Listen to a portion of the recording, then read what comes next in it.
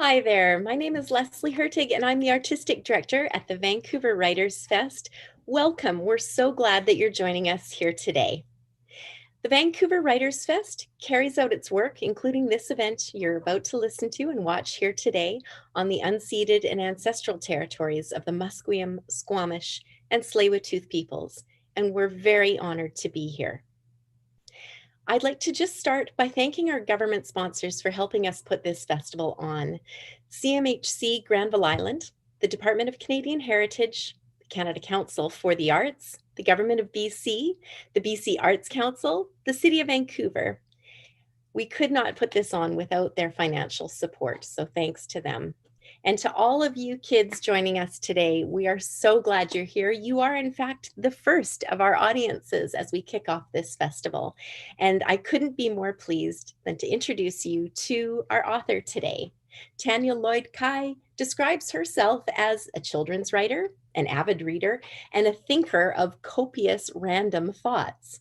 Lucky for us that those thoughts have been woven into multiple best-selling fiction and nonfiction books for kids, including her latest, This Is Your Brain on Stereotypes, How Science is Tackling Unconscious Bias. You might also recognize these two books. Maybe some of you have read them. She's a great fiction writer as well. I encourage you to check out those books. But right now, let's talk about Your Brain on Stereotypes with Tanya Lloyd-Kai. Hello, everybody. Thank you for being here today, and a big thank you to the Vancouver Writers Fest for having me. It is a great honor to virtually talk to you all in your homes and in your classrooms, and today I get to talk all about This Is Your Brain on Stereotypes. I've written more than 25 books for kids, and of all of them, this one was the most fascinating to research. Every single time I turned on my computer to work on it, I found out something that amazed me, that I had had no idea about before. And so today I'm going to share some of those favorite stories with you. I'm going to talk about a few interesting things and a few silly things and a couple really serious things. I'm going to, as we go through, I'm going to read you 3 different pages from the book. And in the middle, I'm going to show you some slides. So I'm going to start, just to sort of give you an idea of what the book is about, I'm going to start just with a page from the introduction, and I'm going to read it to you. Our brains constantly sort and label the world around us. It begins when we're babies. Those 4-legged barking things, those are dogs. The bouncy things are balls. Toys are different from food, and food is different from milk. We need these categories. Without them, we would open our closets each morning and wonder which items of clothing go on our legs and which go on our arms. And, wait a second. These aren't gloves. These are socks. We need these categories. Without them, we would stare into our desk drawers, wondering which item's right and which one's erase. But our brains don't only sort things, they sort people. And that's where life gets complicated. When we group people into a category and we assume that they all share certain traits, that's called a stereotype. Some stereotypes seem to be based on fact. For example, picture someone playing video games. Do you picture a boy? If so, you're not wrong. About 60% of regular gamers are male. But not all gamers are male, and not all stereotypes are true. By relying on these people categories in our brains, we can make false assumptions. We can even act unfairly towards certain people, all because we've jumped to bad conclusions. When a large majority of people, or even a whole society, holds the same unfair stereotypes, real people pay the price. So that's page 1 of the book, and I'm going to switch to some slides, and I'm going to show you a few things about these categories in our brains. See if I can share my screen here.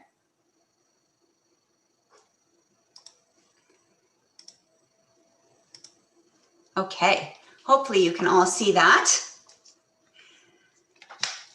This funny guy inside our heads controlling what we think.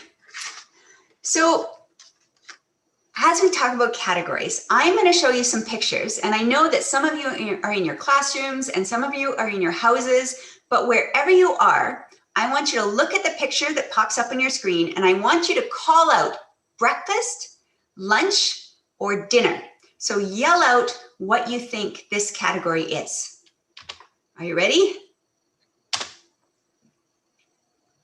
So probably you called out breakfast. I would consider this breakfast. Dinner. Lunch. Few more. Lunch. My teenage daughter would call this midnight snack. I'm going with lunch. Breakfast. Dinner. Last ones. Dinner. Lunch. Wait a second. Umbrellas are not breakfast or lunch or dinner, but they do show why it's really important to have these categories in our head, because without those categories, we would open our cupboard in the morning and we would have no idea which foods we want to eat for breakfast. And we might find ourselves nibbling on our umbrellas.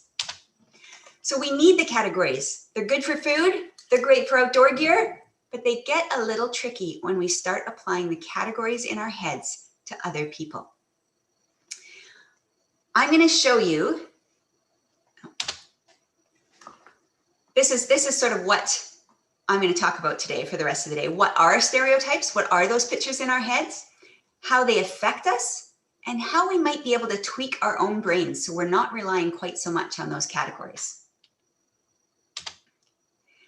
Now, the whole reason I got interested in writing about this subject for this book is because of something that happened to my husband, Min. You can see here, that's Min and my son, Matthew. Min was born in Burma, so he's brown. Number one important fact for this story. Number two important fact is that he is the least shy person I have ever met. I think Ms. House is watching this presentation. She can tell her class because she knows Min. He is not at all shy. He is pretty much willing to say anything to anyone. So Min is an occupational therapist. And a couple years ago, he was invited to a conference in Edmonton. And he was asked to do the keynote presentation. Now, the keynote is kind of the most important talk of the whole conference. He's going to be in a big conference room speaking to about 350 people. And it's his job to get them all enthusiastic and excited and revved up about the conference, about occupational therapy, about their careers. So he flies into Edmonton and he gets there the night before the conference. He checks into the hotel and he says, "Oh, do you mind if I just go peek into the conference room to see where I'll be speaking tomorrow?" So they give him a key and he lets himself in, and he's wandering around just checking out the podium and looking where everybody's going to be sitting, and imagine 350 people are going to be there listening to him in the morning. And then all of a sudden, the door from the conference room next door opens, and in rushes a woman from that conference room, and she says, "Oh, thank goodness you're here. We've been waiting forever to get the heat turned up." And Min, because he is not shy at all and is willing to say anything to anyone, says, "Do you think that I'm the building engineer because I'm brown?" And of course, that's what she did think. And she was so embarrassed, and she apologized, and she felt terrible. And maybe something like this has happened to some of us before, where we say something stupid because we have made a dumb assumption. But it's caused by those categories lurking in the backs of our heads. And maybe in the back of her brain, this woman had some boxes that looked like this. And the one on the left is the custodian box, and the one on the right is the keynote speaker box. And Min fit more closely into her category of the person on the left. So when we start using those categories to sort out people, life gets tricky and sometimes awkward and embarrassing. So I'm going to give you some categories and see what pops into your mind when you think of these categories. Oh, first I forgot. I'm going to tell you about Walter Lippmann, who was a journalist and a philosopher in the 1920s. And until Walter Lippmann, the word stereotype basically meant photocopy. When they put something on the printing press and the printing press made copy after copy of the same thing, that was called a stereotype. But Walter noticed something about his news articles. He noticed that when he was presenting facts in his articles, people did not necessarily interpret those facts objectively. They seemed to already have pictures in their brains. And when they saw his facts, Instead of seeing them objectively, they fit the facts into the pictures that were already in their brains. And he called that a stereotype in their brains. And that's when we started using the word stereotype to mean those categories and those pictures in our heads. Okay, so here are your categories to think about. Think about grandma. What do you picture? Maybe something like this. This is kind of what my grandma looks like. What do you picture when you think gamer? We talked about this before, maybe something like this. What if you think skateboarder? I would picture something like this. And when somebody says ballet dancer, the image that pops into my head is someone in a tutu. But of course, if we stop to think about it for a little bit longer, those sudden pictures in our brains could actually become 100 different pictures. When we think grandma, we could think of someone like this. This is the type of grandma I would like to be one day. When we think gamer, we could think of this. Now, this is not just a staged picture. This is Grandma Gamer from Tokyo, and she kicks butt. When we think of skateboarder, we might think of this skateboarding girl who's 11 years old and has launched a campaign in Britain to get more girls skateboarding. And when we think ballet dancer, we could think of a picture that didn't involve a tutu at all. So we can widen those pictures in our brains and rely a little bit less on the stereotypes.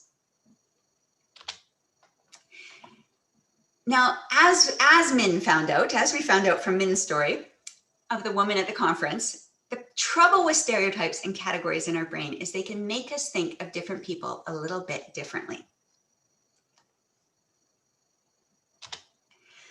Harvard has come up with a test called the IAT. And if you wanted to later, you can go look this up on the internet and you can actually take the IAT. IAT stands for Implicit Association Test.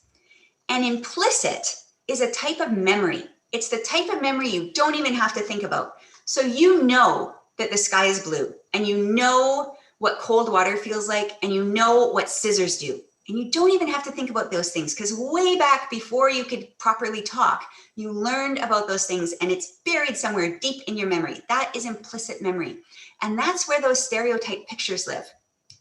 So a professor at Harvard named Anthony Greenwald and his team developed a test to see how those pictures worked in people's minds.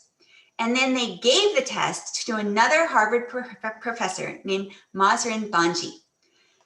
And here's what the test kind of looked like. They gave her one category for man and one category for woman. And then they gave her a whole bunch of cards. And they said, please put all the cards that have work words with the word man and all the other cards with the word woman. So Mahzarin went through the cards, and she went through and she said, okay, athlete with woman, business with man, babies with woman, nurture with woman, wealth with man, work with man, fashion with woman, cooking with woman. And that took her a certain amount of time. Let's say it took her 10 seconds to do that test. And then they said, great job. Now go through those cards and sort them the opposite way. Put all the work words with woman and all the other words with man. So no problem. Mahzarin started going through the cards again. And she put athlete with man and business with woman and babies with man and nurture with man and wealth with woman and work with woman and fashion with man and cooking with man. And it took her 12 seconds.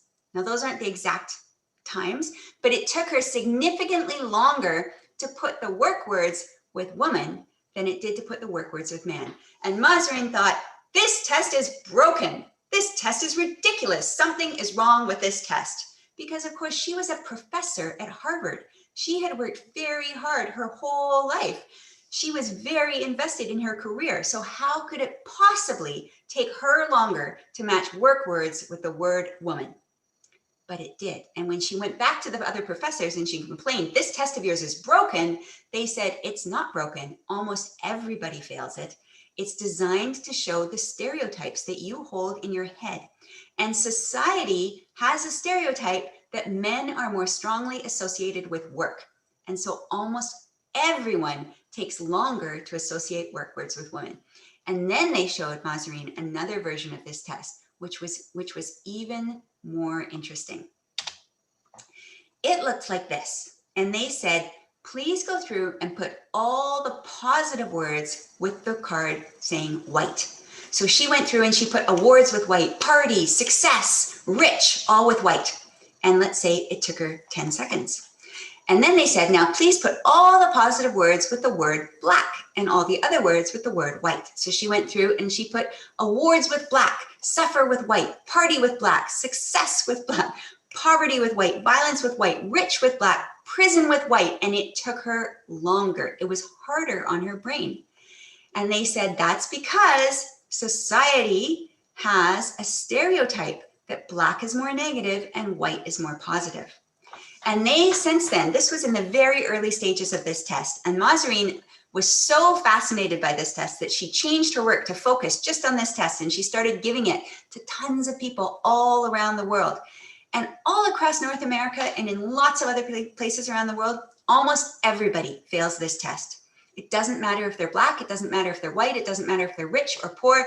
Almost everybody fails this test because society has such a strong stereotypical view of white being more positive than black.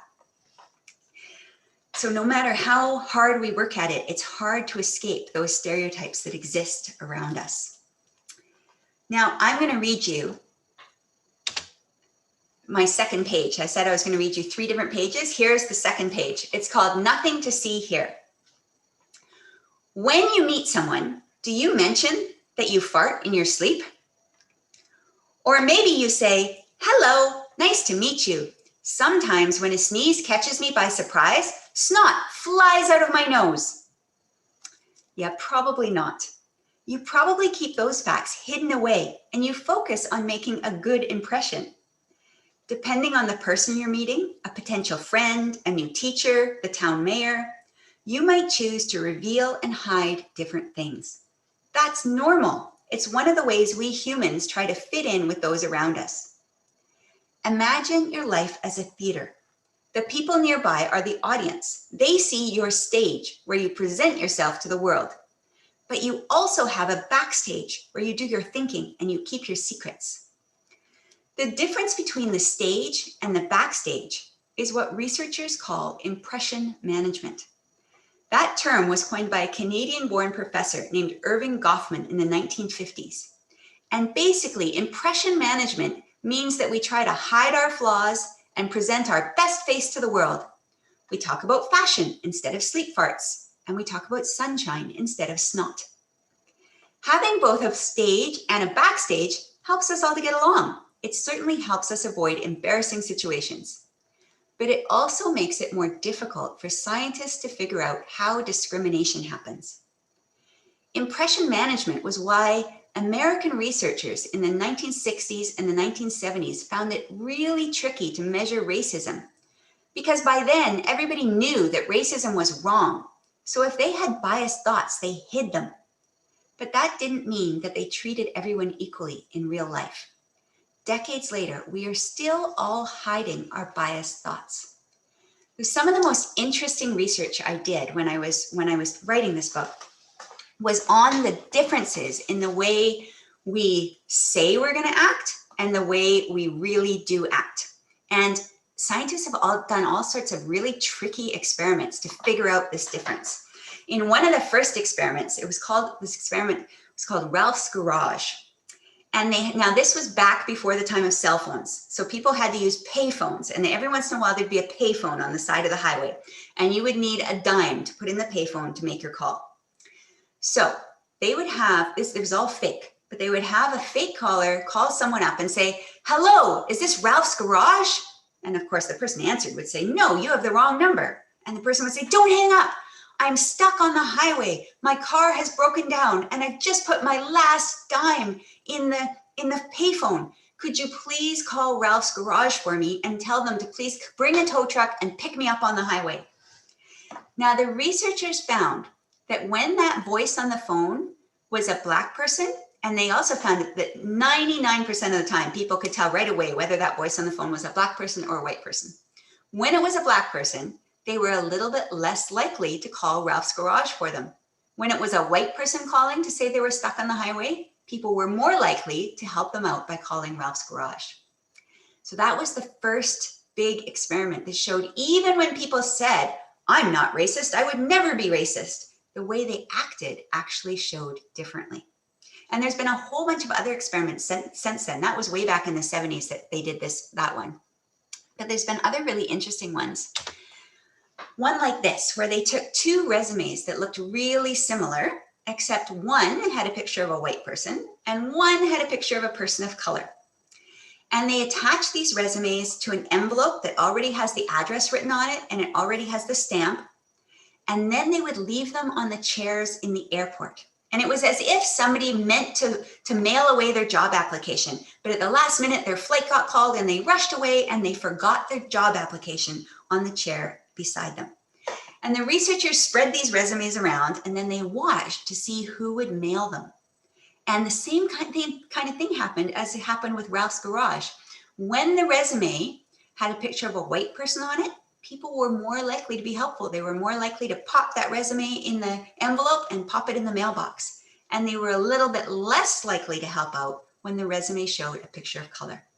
So there's all sorts of really fascinating experiments like this that showed people, no matter what they said, still held bias back in the back of their brains where their implicit memory lived.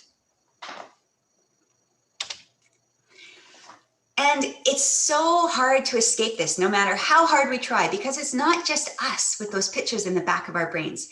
Those stereotypes are held by society all around us, and they're in the media and they're on the news. And so I'm gonna show you just quickly a few of the really interesting studies I read about how this works in the world.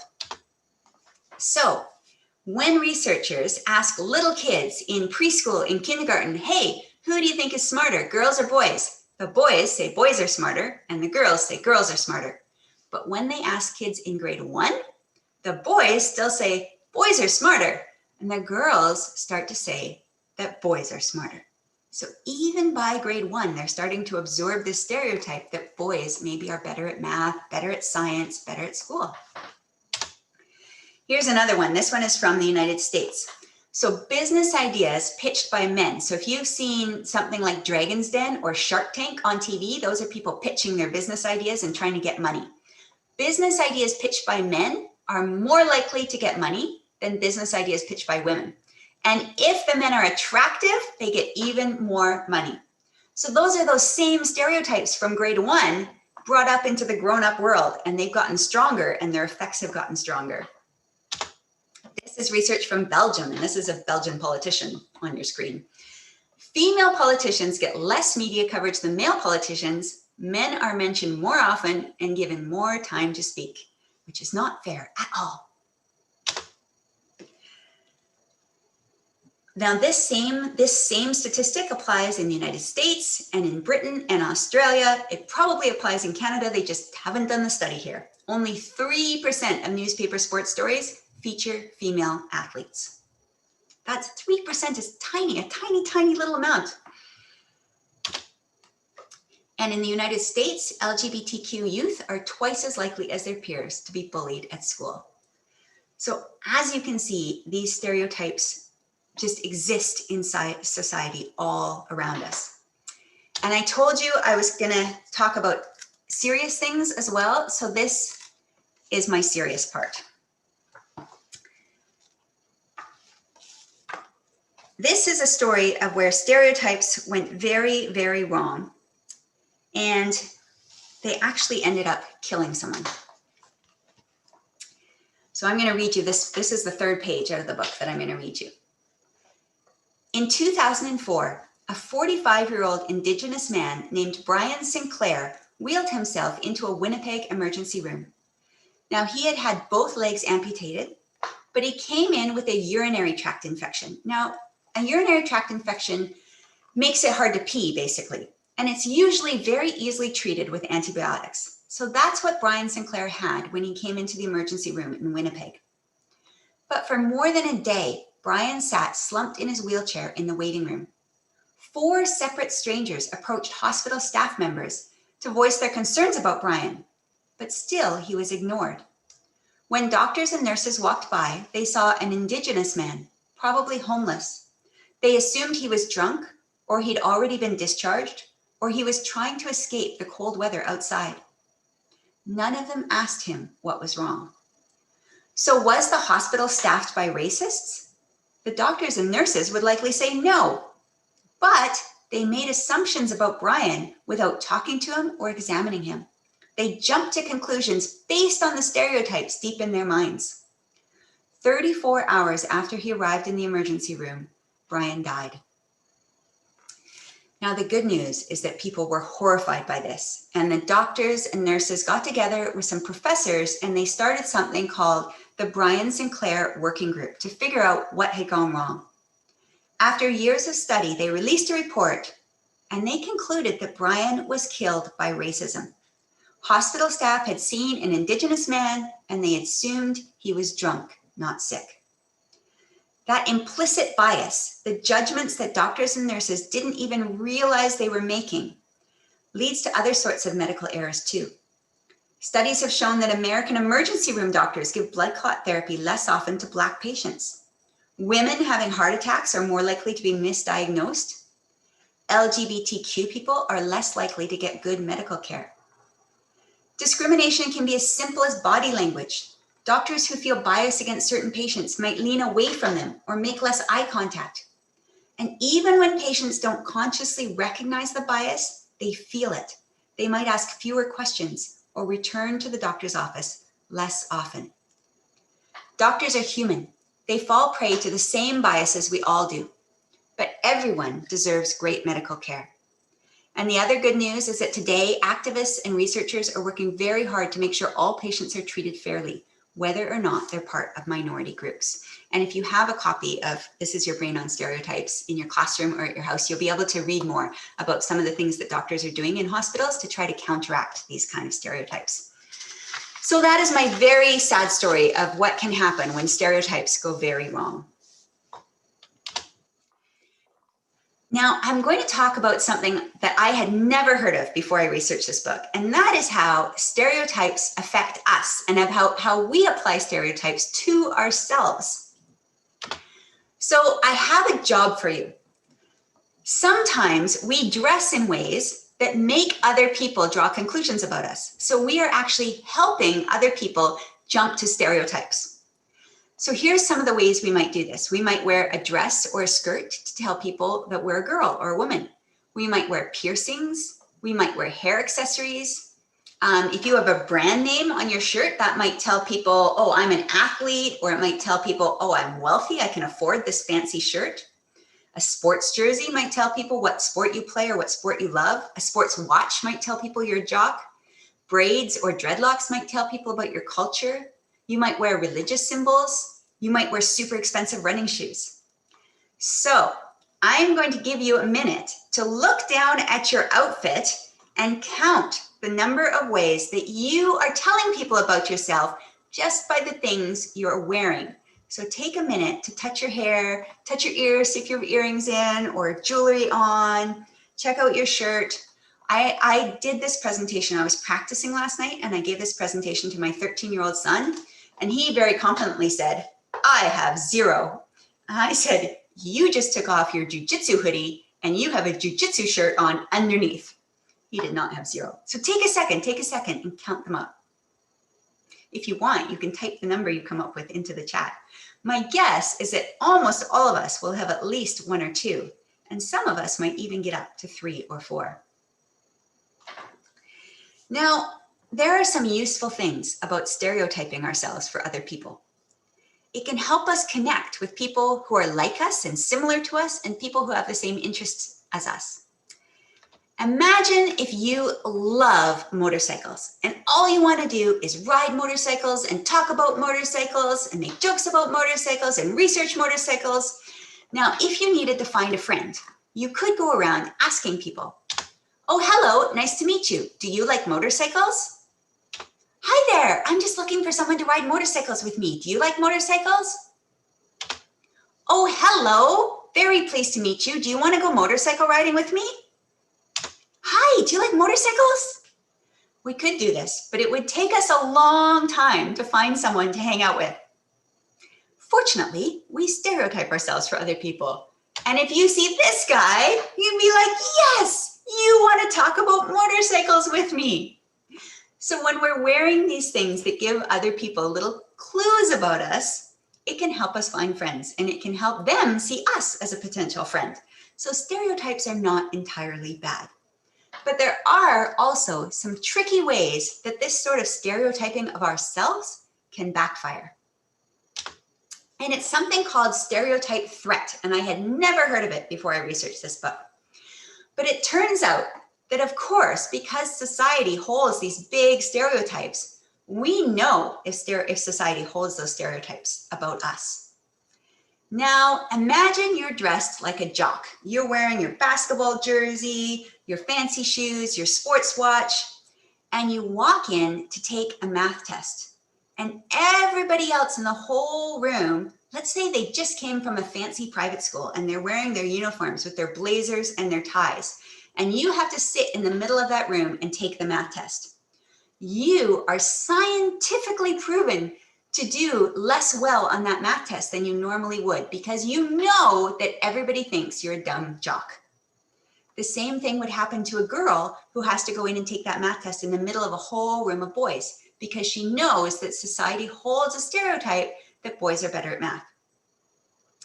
Now, the good news is that these sorts of stereotype threats are very easy to get rid of.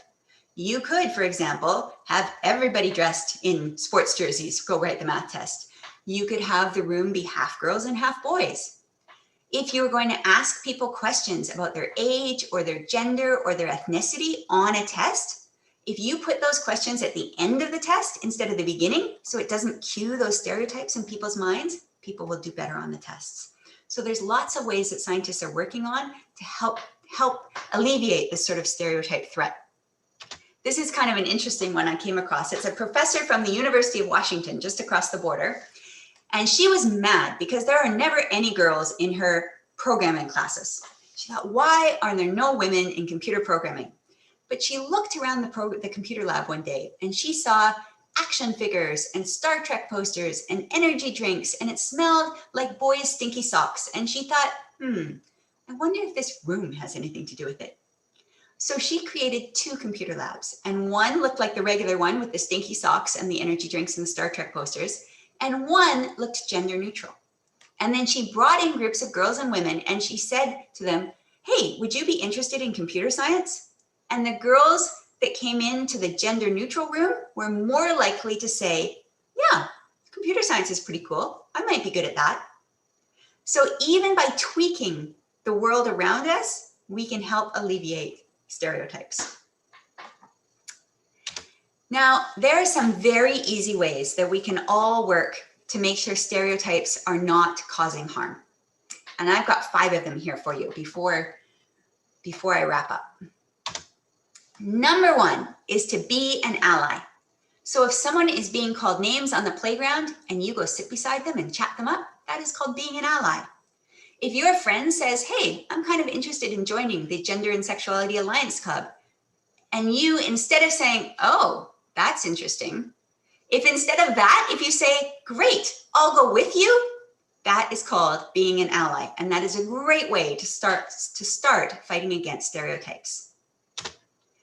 Number 2 is to speak up.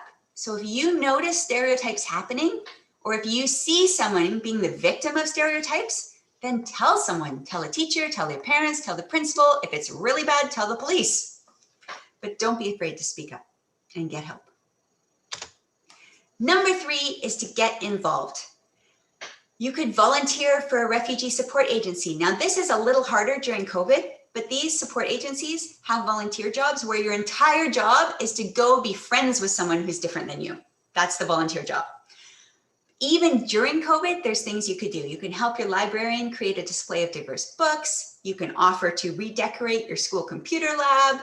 There are ways you can work to combat stereotypes around you.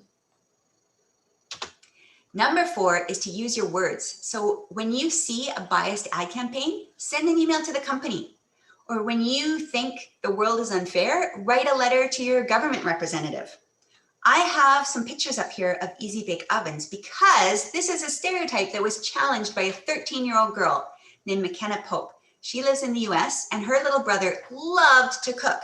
And she said to him, hey, you should ask for an easy bake oven for Christmas. And he said, I can't do that. Those are for girls.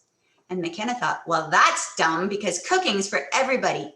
And she wrote a letter to the company and they invited her into their offices and they had her help design a gender neutral new version of the Easy Bake Oven. She has a TED Talk if you're interested in checking it out. But use your words, write some letters, who knows what would happen.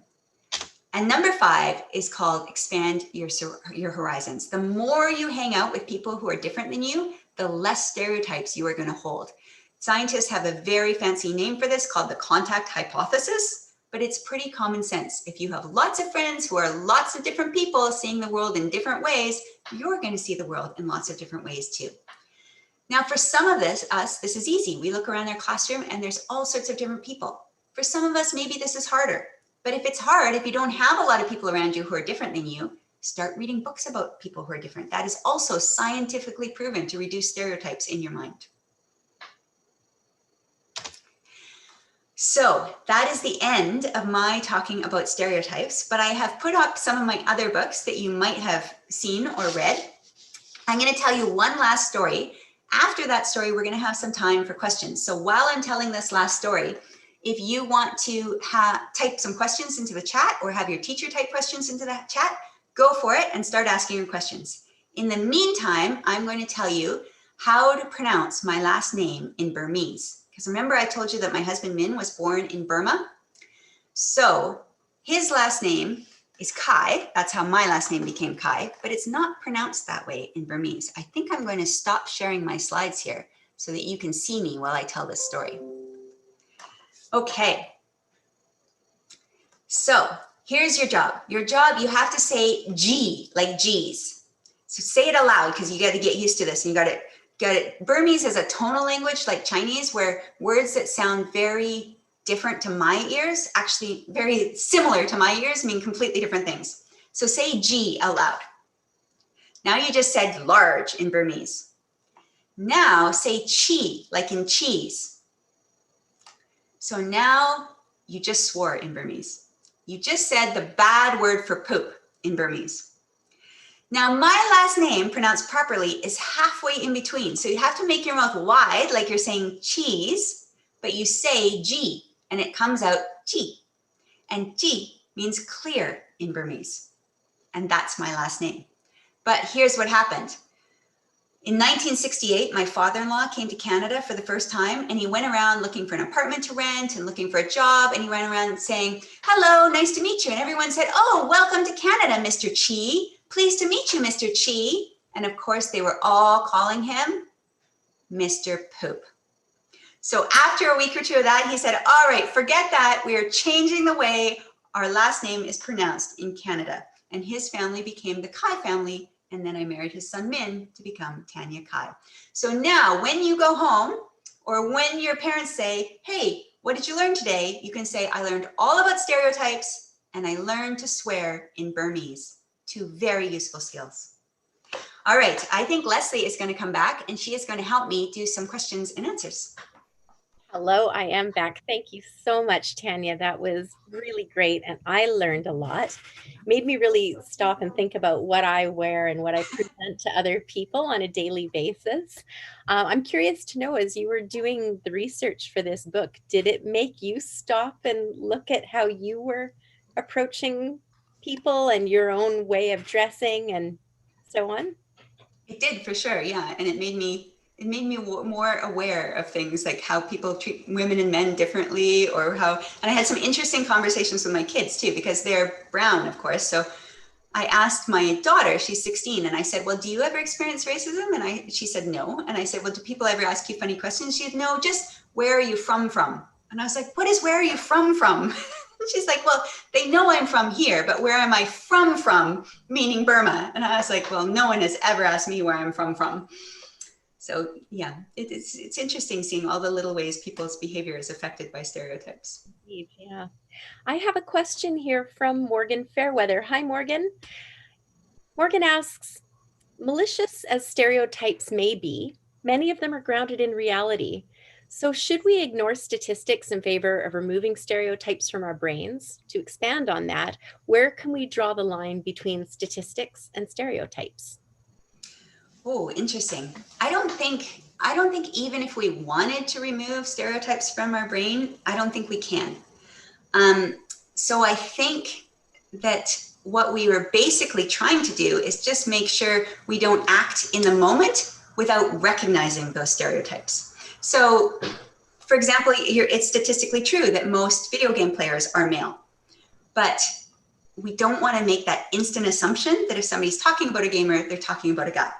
So both statistics and stereotypes can exist, and they can be the same as long as we're willing to recognize them and recognize that there's more outside of them. Indeed, yeah. While we wait for some more questions to come in, do you mind if I ask you what other projects you have on the go? No, I have next year, I have a book coming out about the science of sleep, which is it's called Snooze Fest. And it's all about all the action happening in your brain and your body while you're sleeping and you're unaware. And that was really interesting to write too. Ironically, while I was writing it, I spent a lot of nights not able to sleep because I would lay there thinking, I should go to sleep so that I'm smarter tomorrow. I should go to sleep because my reaction times are going to be slower tomorrow. And I knew a little too much, but it was really fun. And I have a couple of picture books coming out. I have a book called Our Green City coming out with Kids Can. That's all about kind of what our cities could look like if they were perfectly utopian and environmental. And that was really fun to work on too. I'm just curious, do you have a science background that led you to start studying, mental health with your book on stress and now sleep, the very important issue of sleep and so on? I don't. I mean, I read a lot of science, and I didn't like science when I was in high school. I came to like science more and more as I was an adult. But I like science best when it's explaining things about me or about the world around me, and these interesting research projects. And I'm like, oh, that's why that happens. And when I write my books, I like to combine like a little bit of science and a little bit of history and a little bit of what's happening in the world around us to sort of create a picture of why things might be going on. But mostly I just write about what happens to interest me that day.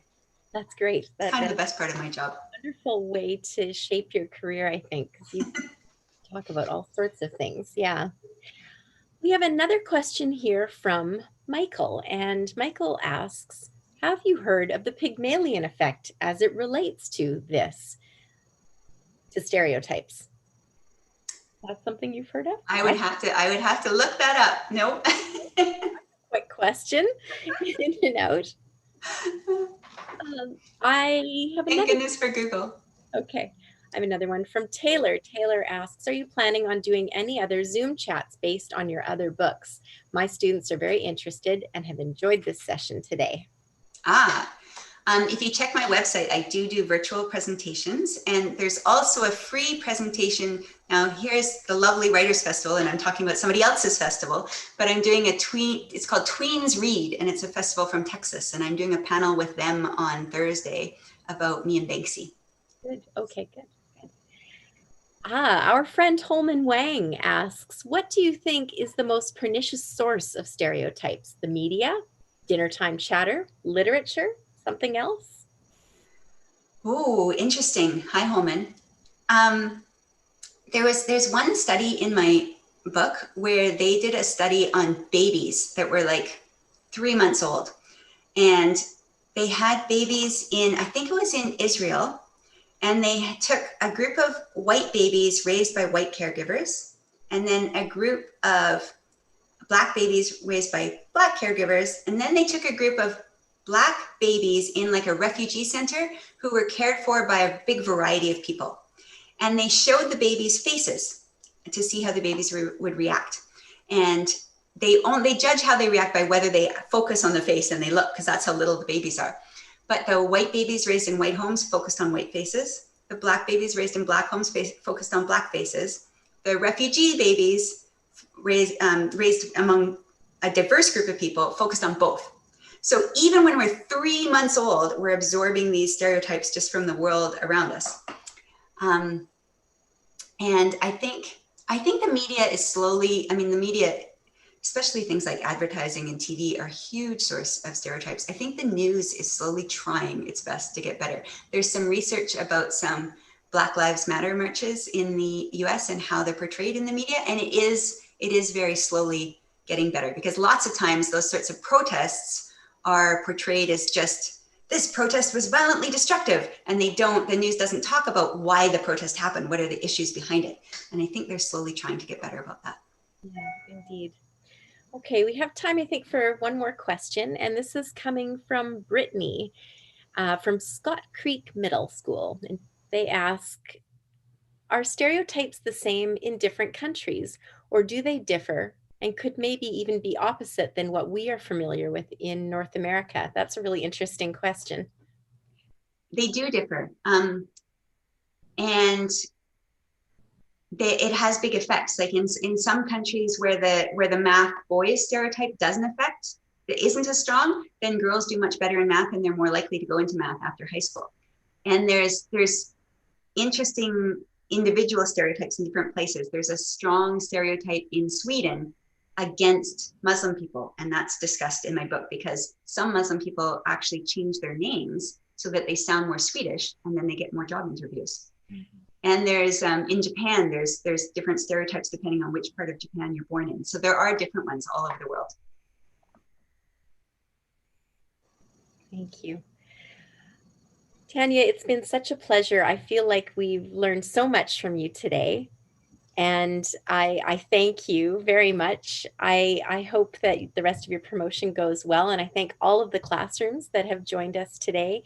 We've got lots more events all week long, and I hope that you will check them out. Check out our website. And Tanya, thank you very much for joining us. I am definitely checking out other events. And thank you very much for having me and for organizing all of this. And thank you to everybody for coming. Be well. Bye-bye.